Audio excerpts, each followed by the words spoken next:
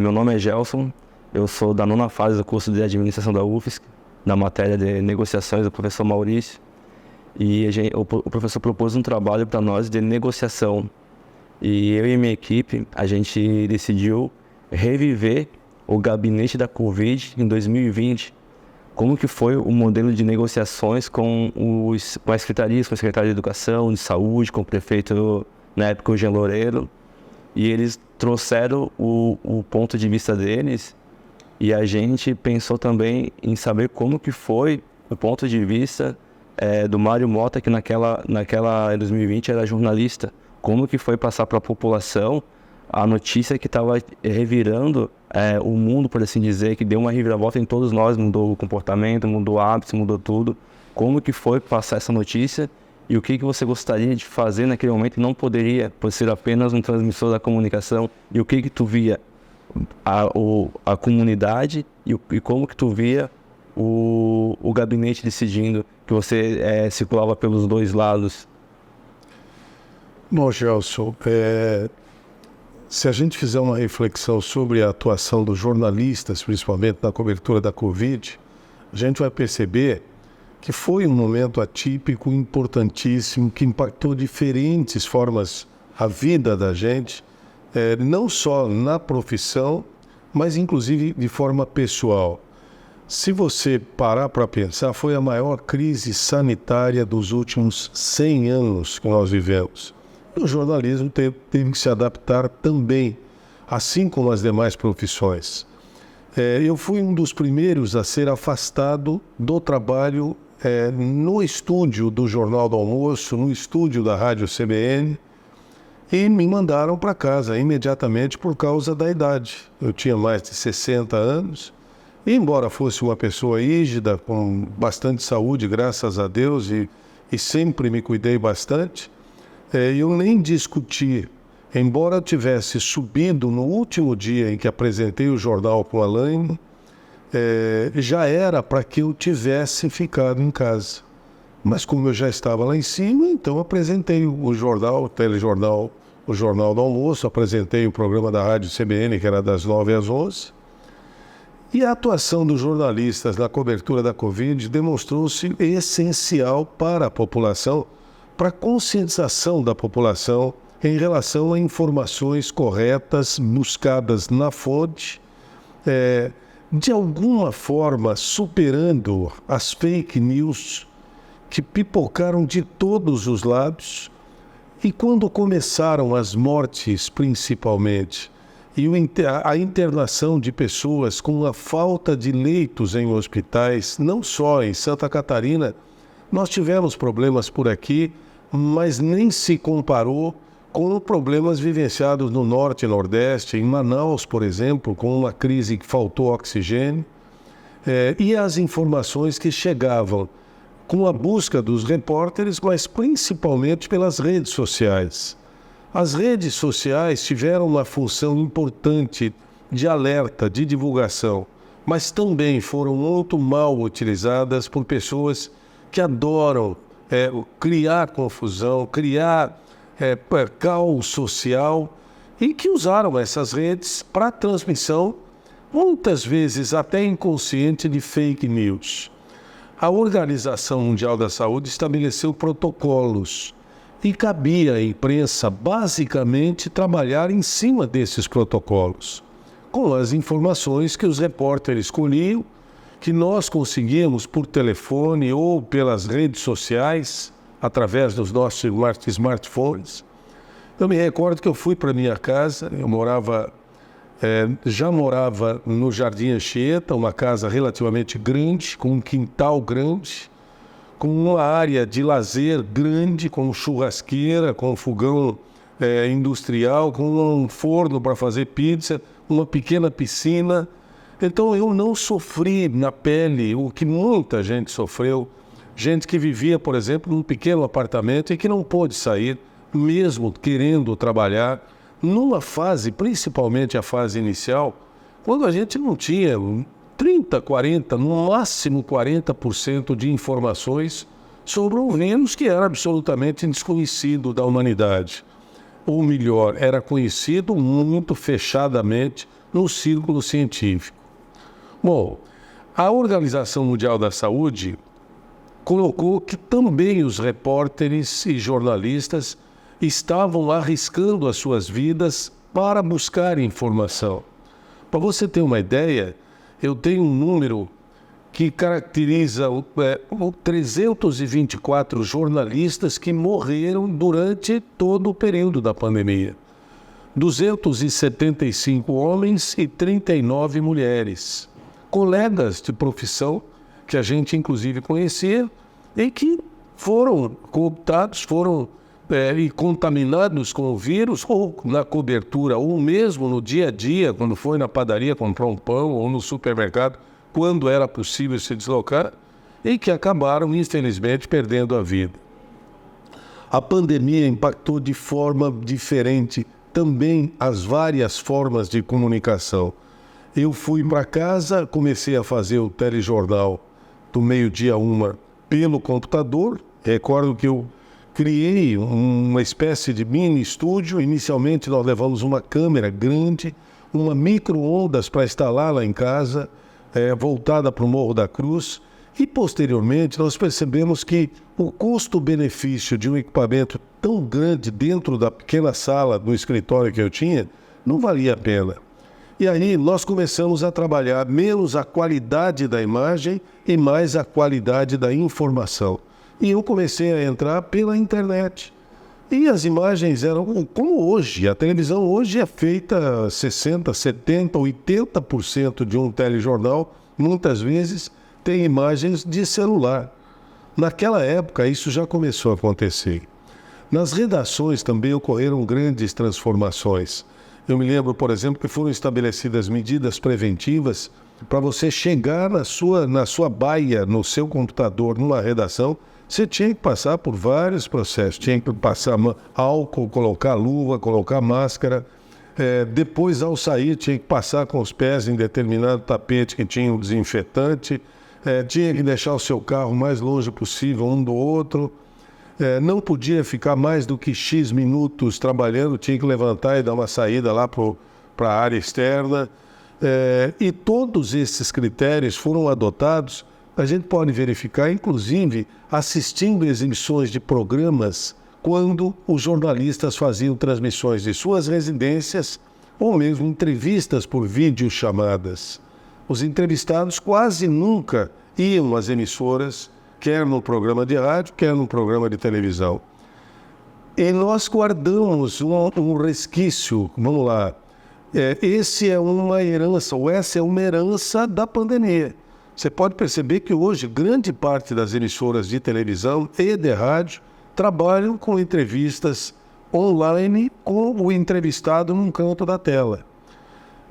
O que está acontecendo hoje na Ucrânia com a invasão da Rússia ou na faixa de Gaza com a guerra contra Israel e vice-versa, faz com que a gente consiga perceber uma herança da pandemia. Porque a guerra também é uma espécie de pandemia, lamentavelmente horrível. Mas a cobertura jornalística hoje faz uso da qualidade da informação, longe da qualidade das imagens. E você acha que com a pandemia ali melhorou a qualidade da informação, se manteve ou deu uma caída? Vamos lá. Eu posso te dizer que quem fez jornalismo de qualidade durante a pandemia permaneceu com o seu nível de audiência ou até subiu esse nível de audiência. Nem todo mundo conseguiu fazer informação de qualidade. E o que é uma informação de qualidade? É a informação em que você checa, em que você confirma, em que você confere antes de passar para o ar e informar as pessoas que estão te acompanhando. Há que se ter muita responsabilidade em relação a isso. E deixar muito claro para o ouvinte se é uma ilação, ou seja, nós não temos certeza se isso é verdade. Então é importante que antes de tomar uma providência, você verifique. Vamos lá. Número de pessoas vacinadas, tipo de vacina que era melhor que o outro, o que pode funcionar contra a doença ou não, cloroquina ou não, outros tipos de medicamentos. Parte da mídia dizia uma coisa, parte da classe médica e farmacêutica dizia outra. Então, é muito importante que, ao informar durante uma pandemia, cujo pânico já está instalado por si só, você tenha muita responsabilidade. E eu confesso a você que o que mais me chamava a atenção era justamente o trabalho, por exemplo, dos jornalistas investigativos, que no dia a dia, sem pandemia alguma, já fazem um trabalho brilhante. Mas que nesse período, por exemplo, a Associação Brasileira de Jornalismo Investigativo, ela acabou colhendo o depoimento de 10 profissionais da comunicação de diferentes áreas de atuação para entender como é que esse contexto afetou a rotina de trabalho deles. Alguns profissionais tiveram que se expor e conviver com medo e até se contaminar, como eu disse. Muitos morreram. E os que morreram geralmente foram aqueles que desafiaram as próprias informações que eles haviam colhido, para obter informações sérias e concretas. Então, como eu disse a você, os dados revelam que o número de mortes entre os jornalistas foi muito grande, se você parar para pensar. 275 homens, 39 mulheres, na sua grande maioria jornalistas investigativos, repórteres, que saíam do seio do estúdio e tinham que ir aos locais de vacinação, aos hospitais, entrevistar médicos, que também é uma outra categoria profissional que perdeu muitos profissionais, mas muitos mesmo. Estranho, o médico ficou doente, sim, o médico ficou doente e foi embora, quer dizer, morreu, não tinha o que fazer. A pandemia transformou o mundo, transformou a rotina de todos os trabalhos de profissionais de diferentes áreas. Eu poderia te dizer que penso que o trabalho que a imprensa fez na pandemia, especialmente no Brasil, merece todo o respeito, carinho e reconhecimento. Tivemos muitas vezes manifestações da imprensa que atendiam interesses escusos até de próprios laboratórios, muito provavelmente, mas que, na sua grande maioria, a imprensa desempenhou um papel muito importante de mediação entre a necessidade da população por informações, os profissionais da medicina, as autoridades, bombeiros, defesa civil, delegados de polícia, enfim, segurança pública, com as informações que brotavam, que surgiam delas e que eram importantes serem divulgadas. Eu não tenho dúvida de que os profissionais da imprensa desempenharam um papel muito importante e até brilhante, coisa que ficou muito mais evidente no contexto por quem vivenciou. Eu fiquei 492 dias, portanto 1 ano e meio, pelo menos 1 ano e meio de casa, os primeiros meses sem sair mesmo. Aí alguém dizia assim, poxa, Mara, mas você não quer sair que é para dar o exemplo? Como pessoa, como ser humano, talvez. Mas como profissional, eu tinha a obrigação. Eu passava o dia rastreando pelo computador e pelas redes sociais e pelo telefone informações confiáveis que eu pudesse transmitir quando eu fosse para o ar da minha casa, onde quer que eu estivesse. E a responsabilidade também de passar informação, porque como o senhor falou, tinha muitas fake news rolando na internet. E aí a comunidade, que eu lembro, eles iam em lugares específicos pegar as informações mais corretas, que era a prefeitura, site da Guarda Municipal, e das emissoras eram alguns programas. Por exemplo, o Jornal do Almoço. Eu lembro que a minha família era muito criteriosa em escolher os programas que ela ia escolher para ouvir as informações, pela responsabilidade das informações que vinham do apresentador, por exemplo, do repórter. Eu lembro que a minha mãe e a minha tia falavam, não, vamos ver em tal lugar porque lá a informação é incorreta. Lá eles estão em cima do que está acontecendo. E realmente, elas não são tão ligadas à internet quanto nós jovens. Mas aí tu batia informação no site da prefeitura ou no site da Guarda Municipal e as informações, elas batiam, se complementavam. Sim. Bom, eu me lembro, por exemplo, que a Secretaria de Comunicação começou com uma campanha a partir do Ministério das Comunicações, investindo alguns milhões numa campanha anti-Covid. Nós tivemos informações vazadas pela imprensa de maneira oficial, com campanhas assumidas pelo Ministério das Comunicações, pelas autoridades brasileiras, e tivemos muitas campanhas que tiveram iniciativa voluntária das próprias emissoras, dos próprios profissionais, quando tinham algum tipo de programação em que ele fosse o responsável por isso. Quando você fala em credibilidade, credibilidade não se impõe, você conquista na medida em que as suas informações refletem exatamente o que aconteceu.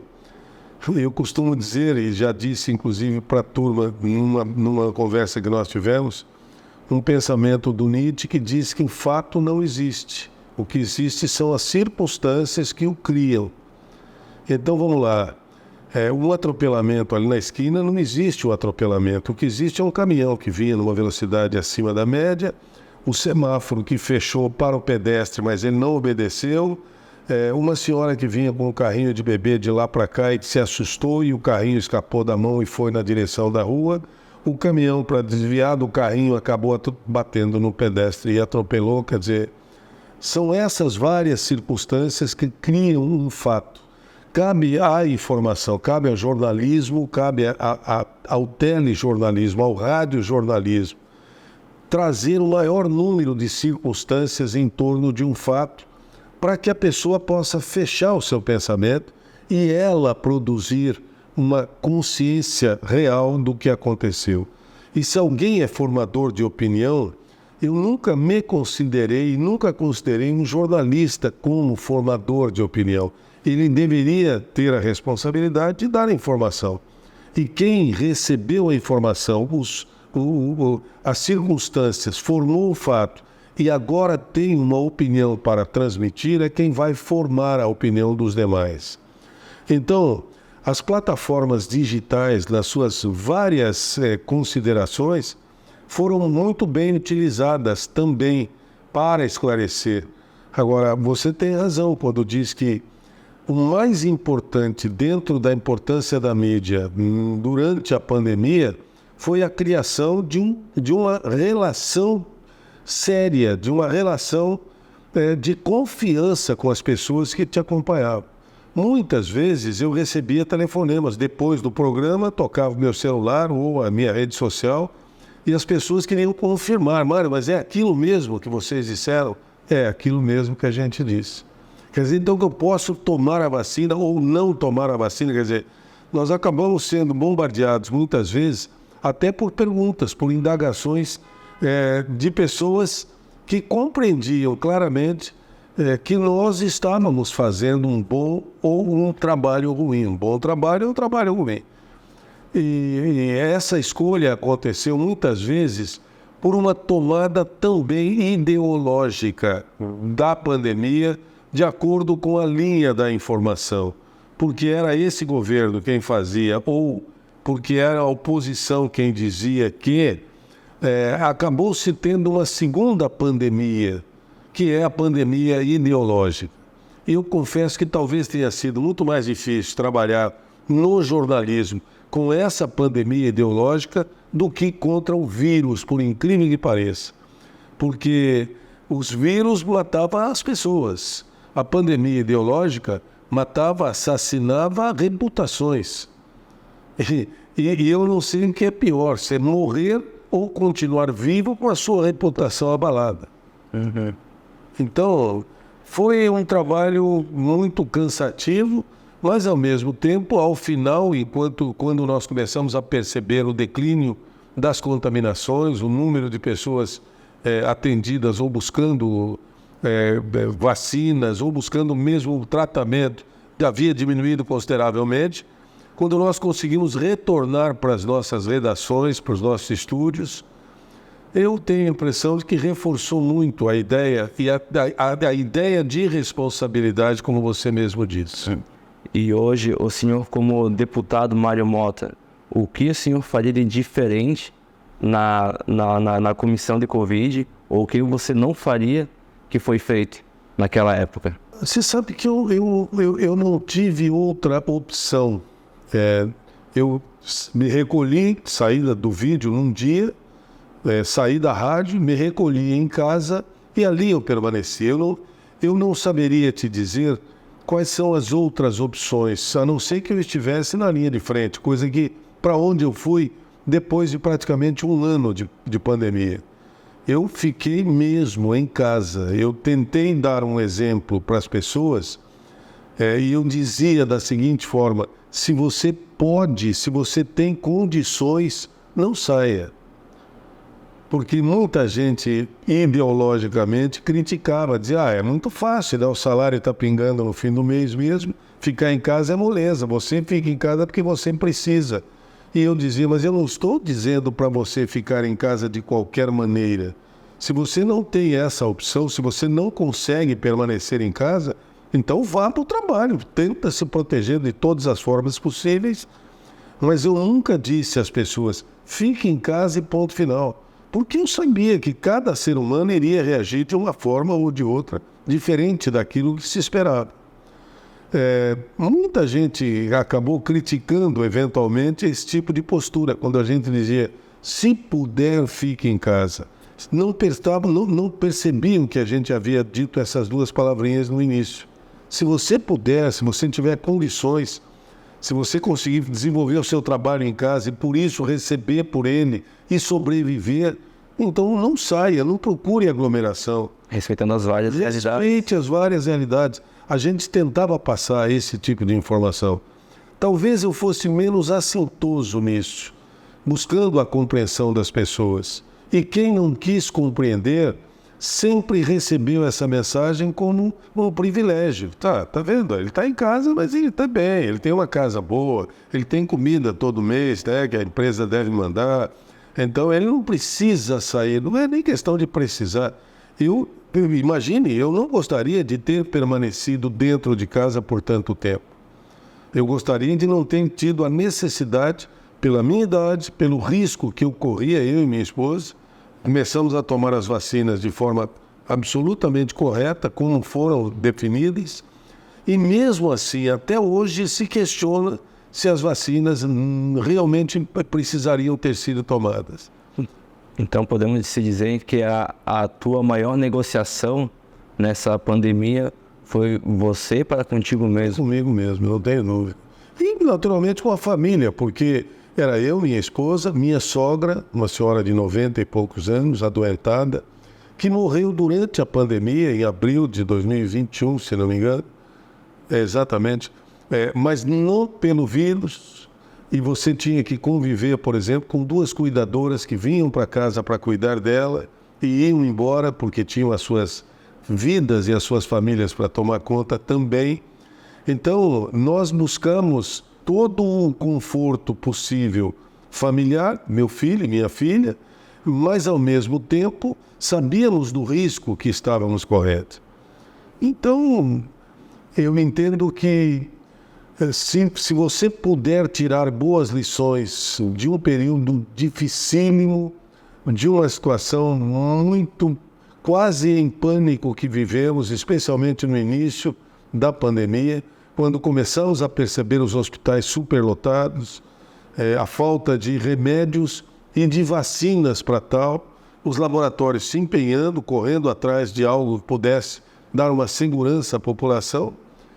Eu tenho a impressão de que, por pior que seja, sempre há uma incompensação. Eu acredito que nós tenhamos amadurecido muito com a pandemia. Vem dar uma lapidada em nós. O deputado Mário Mota, acho que na entrevista, acho que era isso mesmo, essas perguntas que eu queria fazer para o senhor. Vamos extrair as informações da melhor forma possível, quanto às negociações, quanto às experiências de vida. E com certeza o que nós estamos falando aqui vai servir para exemplo, como pessoa, como profissional, de ética e qualidade, para as futuras gerações e os futuros acadêmicos que estão por vir na nossa faculdade.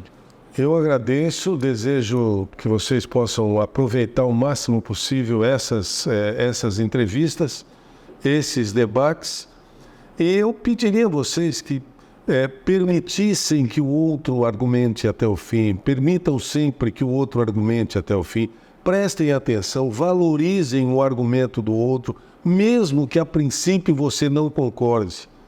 Porque certamente uma boa negociação se faz dessa forma também. Você poderá ser convencido na última frase de um argumento contra o qual você sempre lutou. Muitas vezes isso acaba acontecendo. Então, se resiliência é você, por mais pressão que sofra, retomar a sua condição inicial, a gente usa muito resiliência para metais, por exemplo, um ferro que vai para uma bigorna, depois de ter passado por uma forja, esquentar, fica vermelho, você bate nele, coloca na água, ele esfria, você volta com ele e ele retorna à sua condição inicial de ferro. Então isso é resiliência. Por mais que a pressão aconteça, você retomar a sua condição inicial.